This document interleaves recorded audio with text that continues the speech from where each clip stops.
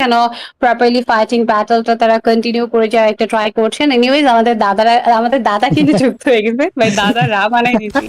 Hello দাদা, ওকে, কি ইয়া অবস্থা? বাক স্বাধীনতা ফিরে পেয়েছেন? গ্যাস অবশ্যই ধন্যবাদ এত সুন্দর ওয়েলকাম করার জন্য। বাট অনেকক্ষণ ধরে আসলে চেষ্টা করছিলাম যুক্ত হওয়ার জন্য, but bye bye the way guys আমি কিন্তু আসলে পিছন থেকে সবকিছু করতে হচ্ছিল, যার কারণে কিছুটা আসলে টাফ সিচুয়েশন ফেস করতে হয়েছে। বাট এই মুহূর্তে আমরা গেম সিনটাতে চলে যেতে চাই। ও আর শট ফ্রম স্পিডি ফার্স্ট একটা টেক ডাউনটা নিয়েছে অ্যান্ড এইচবিএস স্পোর্টসকে খানিকটা প্রেসারে রাখার চেষ্টা করা হয়েছে এনএফসির পক্ষ থেকে। ভালো একটা অ্যামাউন্টের কিল পয়েন্ট তারা তুলেছেন। অন্যদিকে কিন্তু আমরা বাংলাদেশ টপ ওয়ানকে এবার হয়তো বা এন্ট্রি করতে দেখেছে মেহেদী। আজকে তিনি যথেষ্ট ভালো খেলছেন, স্নাইপিং রোলটা তিনি ভালোই অল টাইম প্লে করে। শুভকে দেখতে পাচ্ছি, পুরো টিম বন্ডিংটা আজকে ওভারঅল কিন্তু যথেষ্ট ভালো। But speed, wow what a knock! Shuvo take ডাউনটা নিয়েছেন। রাশ রোলটা আসলে এমনিই তাকে দেওয়া হয়নি, রাশার রোলটা তিনি খুব ভালো করেই প্লে করতে পারে। শুভ থার্ড এলিমিনেশন তুলে নিয়েছেন। আর একটা শট অস্কারটাকে ইউজ করে ঢুকেছেন আর নকডাউনটা বের করতে দেখলাম। এন্ড সাথে সাথে পাল্টা কাউন্টার আসলে থেকে নক হতে হয়েছে। বাট টিম ইএক্সি, টপ ওয়ান, এনএক্সটিআর এর মতো তিনটা দলকে যখন আসলে লাস্ট মুহূর্তের ব্যাটেলে আমরা আসলে কভার করতে দেখি, আমার কাছে মনে হয় সেই জিনিসটা এক্সপিরিয়েন্সটাই অন্যরকম। এবং তিনটা দলের ফাইট আমার মনে হয় না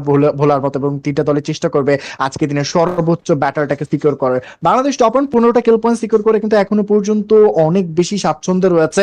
সামনে এবার ইএক্সি থেকে জায়টকে দেখতে পাচ্ছিলাম, দ্য সোলো অ্যাথলিট, তাকেই কিন্তু আমরা পুরো ম্যাচটাকে কভার করতে দেখবো। বাট তিনটে দল যেহেতু এক্সটিআর, টপ ওয়ান অ্যান্ড আমাদের ইএক্সি, যেহেতু দেখো তানিয়া টপ ওয়ান ম্যাচের শুরু থেকে কিন্তু যেহেতু কিল পয়েন্ট সিকিউর করা থেকে শুরু করে বাদ বাকি প্রত্যেকটা ফাইটে কিন্তু নিজেদের আধিপত্যটা রেখেছে। তো এবার এক্সটিআর ভার্সেস টপ ওয়ানের একটা ফাইট তো হতে চলেছে, এটা নিশ্চিত। কিন্তু মাঝখানে ইএক্সি কি কিছু থার্ড পার্টি করতে পারবে, এবং যে দুটো দল রয়েছে টপ ওয়ান এন্ড এক্সটিআর, দুটো দলের মধ্যে কাকে তুমি আসলে লাস্ট ফাইটের জন্য এগিয়ে রাখবে?